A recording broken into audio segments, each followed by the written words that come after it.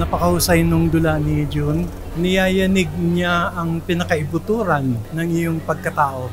Gaano man karahas ang digmaan, mas marahas pa rin ang pag-ibig. It's so hot. Mainit ang tema, mainit ang diskusyon. You shouldn't miss this. Napakaganda. Napakaganda. Ibang klaseng experience. Sabi ko kay Direk June, after nito, kailangan ko magpagpag. Napakaganda. The actors are really excellent. Napakatapang, napakamapangahas, napakagandang karanasan sa teatro. Sobra akong natuwa na makita yung obra ni Direk June Lana.